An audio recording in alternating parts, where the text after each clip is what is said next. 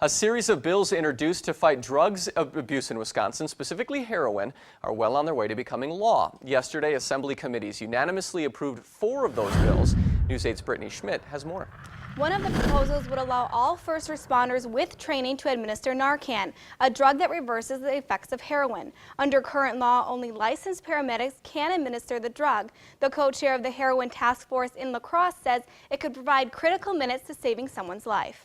The sooner we can reverse the effects of narcotics, the better. Mike Huber has been a critical care paramedic for 3 years, and in his time at Tri-State Ambulance in La Crosse, I've administered Narcan quite often. Narcan is a drug that reverses the effects of an opiate overdose. In 2013 alone, Tri-State Ambulance paramedics administered 190 doses of Narcan for 133 patients.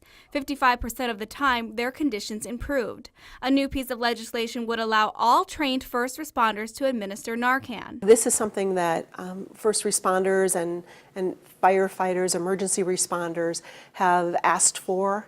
It's something that they've sought out. State Representative Jill Billings says the heroin task force in La Crosse sent a letter in support of this bill. I look at the ability to use Narcan as another tool in the toolbox of first responders who end up in a situation where someone is overdosing.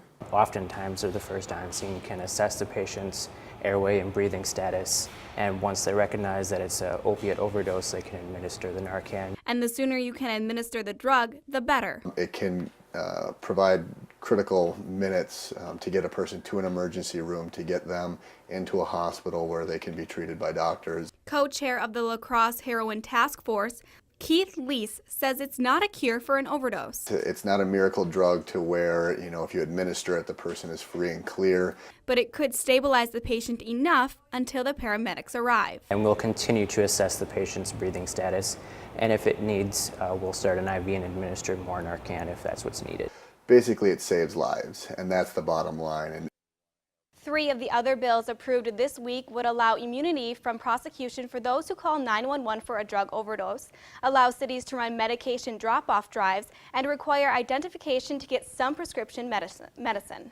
All right, thank you, Brittany. On Tuesday, the full assembly will vote on those bills. Representative Jill Billings says strong bipartisan support behind the bills could pass them into law as early as this spring.